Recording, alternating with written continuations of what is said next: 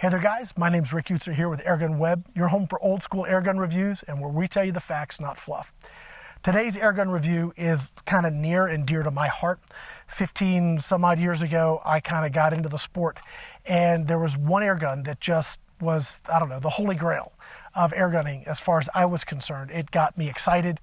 It blew my mind that even such a thing existed, and that was the 50 cal Dragon Claw, and it's right here. I've had this gun. This is my personal gun. I've had this gun for some time now, and I've done reviews on it, and I've really covered it, but I wanted to circle back around and kind of give you the old school review version because this thing is just awesome. It got me so excited about airgunning, and I hope it does you too. Stay with us. I'm going to tell you all about it.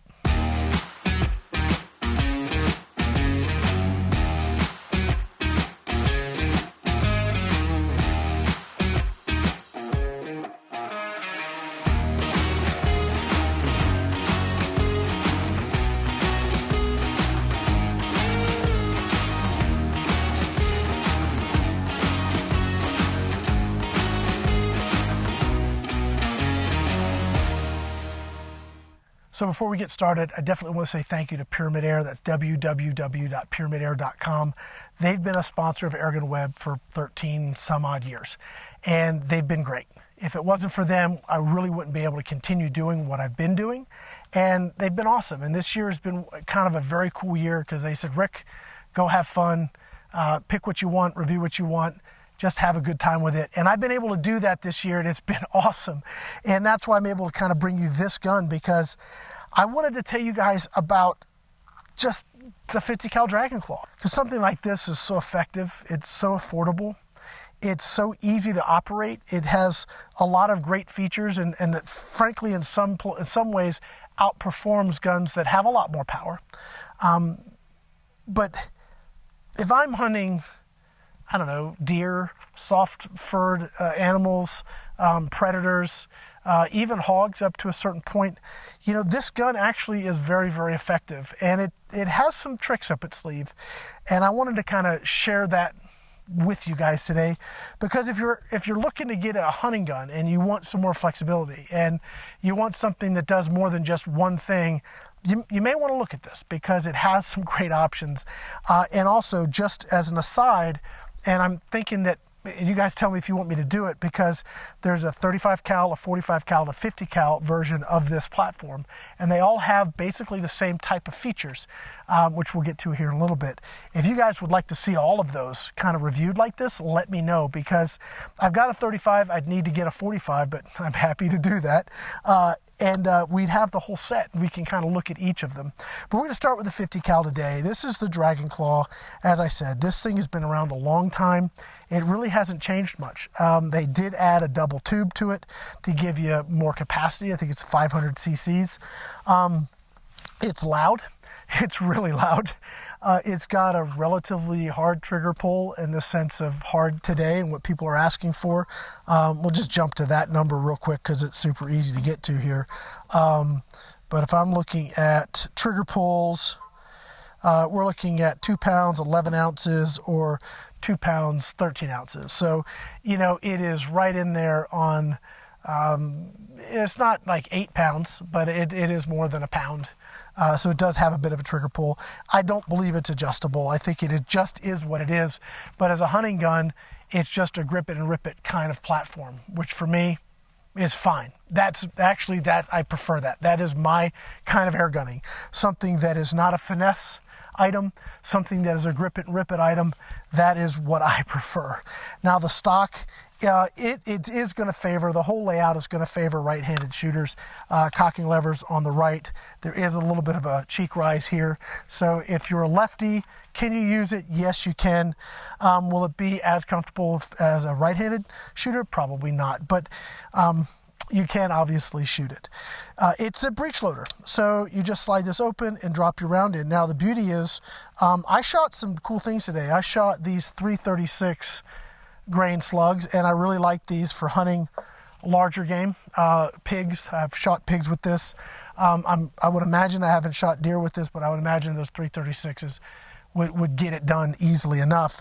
And I also shot round ball. So at 177 grain round ball, you just, if it fits in here and you can close that, make sure you close it all the way and catch the O-ring, you're good to go. So, you know, the process would be you'd go ahead and load your pellet, or, you know, load your bullet, excuse me, and shut this.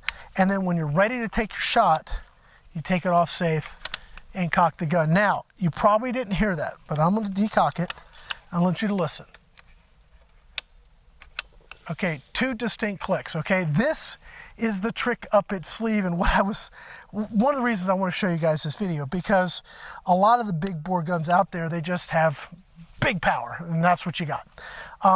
This has good power, and it's got kind of really effective power. If you want a few more shots and you're taking predators, you're not going for big game, maybe you're hunting coyote, or you know, you got some stuff around the ranch you need to deal with that's not, you know, bigger. Well, you can actually run on half power or low power, shoot round ball, and you're pushing 160 foot-pounds there. If you want max power, you can go to the full power, run the heavier slugs, and that we're getting around 220 some and some change. So let's talk about the numbers real quick. All right, so I topped it off. So from a full fill, I went ahead and ran 10 shots over the chronograph. And if I look at my numbers here, by the way, that I'm using the Pro Chrono Digital, still using that thing. I love it. All right, so let's go. First group here, started at 539. It went up to 552 and then came back down to 534. So in 10 shots, we actually had a really nice curve with about 6 shots all producing over 220 foot-pounds. So those shots were like 547, 550, 551, 552, 550, 547. So there was this great little band of some very consistent shots. And again, this is an unregulated big bore. So we're talking 50 caliber, and the whole string, all 10 shots, the numbers show an extreme spread of only 18 feet per second with a standard deviation of 6. So if we go to like an accuracy with the big guys, and let's, for a second, I'll take a little aside here. When I was putting this build together, I was thinking, okay, what scope do I want to run? And I have a lot of options for the scopes that I could have chosen. And I was thinking, you know what, I'm just going to go for it. And so I dropped a 6-24 Hawke Sidewinder on here. This is not the first focal plane. This is the standard second focal plane scope. But it is such a beautiful piece of glass. And I would have thought maybe, because I'm not really expecting to shoot much beyond 50 yards with this, that would have been overkill. I couldn't be more wrong. It's just so nice to have super nice glass on a gun, even if you're shooting at 50 yards. These tests here were done, actually, the big bullets here were shot just on 6 power, which is great. And then I have some gongs out at 100 yards, and I was able to just repeatedly hit the gongs. In fact, these little stars that I have, and we'll have some B-roll of these were pulled from the 100-yard target, the steel plate down there. So these are the round balls hitting at 100, and these are the 336s hitting at 100 yards, and they're retaining enough energy to completely flatten out the lead, which is just impressive. I mean, that, to me, that's so much fun. But yeah, I'm running the Hawke Sidewinder, and it's actually more expensive than the rifle, but it is such a nice piece of glass. If you really like looking through nice glass and you don't want to skimp on your optic, even on a gun that is like this, which is frankly more affordable than a lot of other ones out there, you just go for it. You're not going to be disappointed. You're going to be hunting with this. You're going to be shooting with this. Go ahead and spend the money on the glass. It is really, really nice. The new Hawke Sidewinder is just really, really nice. Whether you go second focal plane or first focal plane, they're just a beautiful scope. Okay, so accuracy with the big guys. When I finally kind of got myself reorganized and I took my time, this is what I got at 50 yards. Again, I just topped it off. And there's 5 shots, right? So I did have one. The guy behind the trigger is going to have the biggest variable in the mix here. And that is 50 yards, 50 cal, 220 and some change foot-pounds. That is just impressive to me. I don't know. I mean, I've shot a lot of big bore guns, guys, and I don't have a lot that can do that. And it's not like I shot 15 targets to get this. No, the way I do these reviews, folks, I come out, I set up my guns, I do a little testing, I do a little, just trial and error and see what works best. I put the camera up and you're seeing what I'm getting. I didn't take 15 targets and show you the best one. No, this is the one target I shot. That's what we got, okay? So I think that is awesome because I could take that and go right from 50 yards. I know what my holdover is and 6 power, and I can drop a slug on the 100-yard gong every single time. So let's move over to the round ball because I really haven't talked a lot about that in the past. I've always sort of focused on the max power option. The beauty of shooting these on low power is you get more shots. So where we got 10 shots, and there's no reg, so just the curve, 10 shots of the big guys, we got 15 shots with the round ball. And really what I looked for is, here's our starting point. I watched it sort of come up, and then when I got back down to where we started, I just stopped. And every time it was definitely over the yellow. So we were okay pressure-wise and probably could have gone a couple extra shots. But I just wanted to sort of see that shot curve. With the round ball, the first shot I got was 590 and shot 15 was 609. So I didn't quite go all the way down, but 15 was good enough. If we look at the numbers here with the round ball, 15 shots, we had a bit more of a spread, actually fairly significantly larger spread of 49 feet per second with a standard deviation of 14 feet per second. Now the average velocity with those was 621 feet per second. And that puts us right around, see if I can get something close here. It's probably going to be about 150 foot-pounds or so. Now, max power on this was over 160 foot-pounds. So when we were up in the 639, which is the high, that was 160 foot-pounds.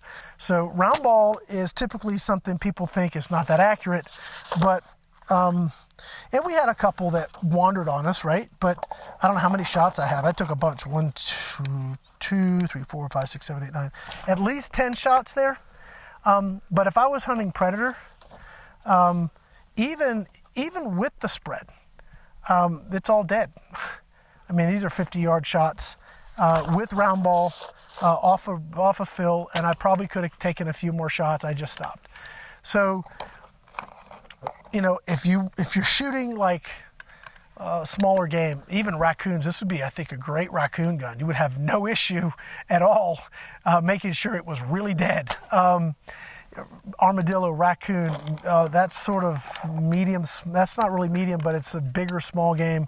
Medium game, predators, all the way up to, hogs up to a certain point. I really wouldn't want to take these to like a 400-pound hog. I would not try and shoot that with this.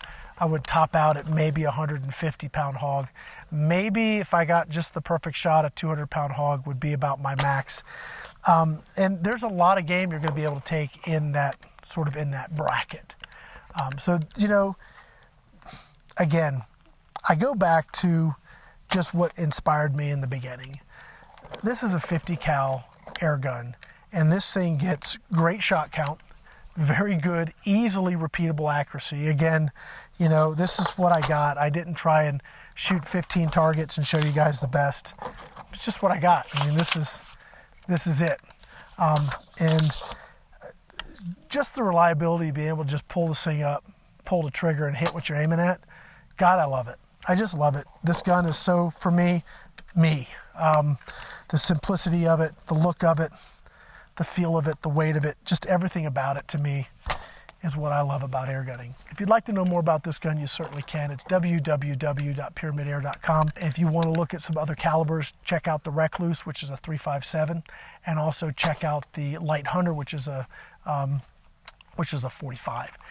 All of them are in this sort of style, and to me, this is what gets me excited about air gunning. So before we go ahead and wrap it up, I want to say thank you guys for watching our videos. And if you're not a subscriber and you like what you see, please like and subscribe, and also go ahead and hit the notification button. So when we come out with new content, which is fairly regular, a couple times a week, you'll get notified of that content, and you won't miss any of the cool airgun stuff we got coming out. Again, my name's Rick Utzer here with AirgunWeb, your home for old school airgun reviews, and where we tell you the facts, not fluff. Thanks for watching.